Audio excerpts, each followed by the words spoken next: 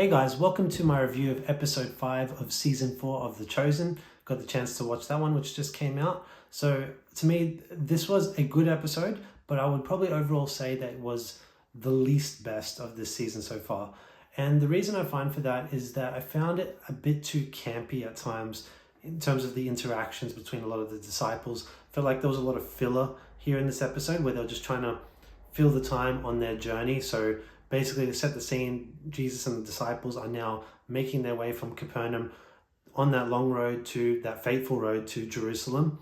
And along the way, they kind of going on like a side track to Bethany, where he's going to see his friends, namely Lazarus, and also his his mum, Mother Mary. So that takes them there. And along the way, you have a whole thing with these Roman soldiers that approach them and force them to basically carry their stuff for a mile. And in this moment, you get a lesson from Jesus again. As they complete that mile, he keeps walking and basically says to the Roman, we can make it the extra mile further for them. And the Romans are kind of perplexed by this, as are his disciples, who really don't understand why they're doing this. They find it so shameful what they're doing. And Jesus is there just reminding them that no matter how poorly someone treats you, you still should do the right thing, go the extra mile, and so forth. So I really liked that scene, that moment. And another thing that I did like is his later on when they're in Bethany and they're sitting around eating food and drinks, and he's basically preaching to the disciples there and to everyone there. And the thing comes up with one of the ladies who's attending to them all, and she's frustrated because her sister is not helping her. She's too fixated on Jesus. And Jesus gives a really, I think, the most powerful speech of the episode, where he just basically explains that, yes, what you are doing is very dutiful, and it's you are an amazing host, and keeping and attending to your guests is very important. These are very important things, but nothing is more important than his words. And so you do not be upset with your sister who is just fixated on my words, because what she is doing is the more important thing. Not that what you're doing is not important, but you should not put those things above his word. And so he's just reminding her in that moment that these sorts of things, sort of earthly concerns, are not ultimately the greater issues. The more important things here are his message about God and love and everything like that. And so I really love that scene, and as well as the lesson that he kind of taught them with the Romans.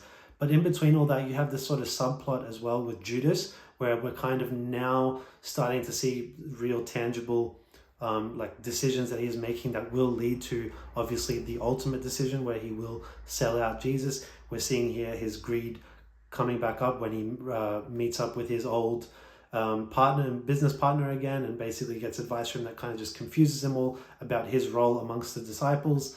And you're seeing at the end of the episode, he's pocketing a bit of money that the disciples have gathered. He's not meant to be doing that, but it's really the first sign of him, I guess, departing, not following Jesus's message and really just supporting himself in his own greed.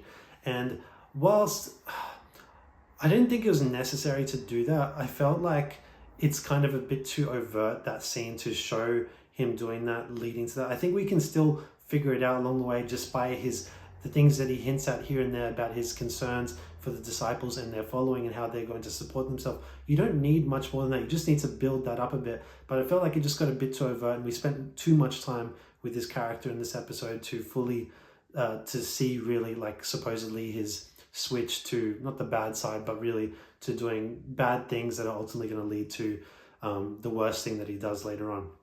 But look, I think as I mentioned, it's a good episode, but it's not a great episode. I think there was just a bit too much fluff and a bit too many kind of fun sort of moments, a bit too much humor. I like when the show has humor peppered, but I felt like they leaned into it a bit too much at times in this episode, and that kind of took me out of it a bit. But that said, there's still some great moments, and it's a good, solid episode, but to me, probably the weakest, or I should say the least best of the season so far. But I'm still very much excited for what's to come this season. We've got 3 episodes to go, so, looking forward to all of them. But yeah, that's my review of episode 5, guys. Hope you enjoyed it. Love to hear your thoughts in the comment section below. And if you enjoyed this video, please give it a like and subscribe to my channel, and we'll talk to you next time. Bye.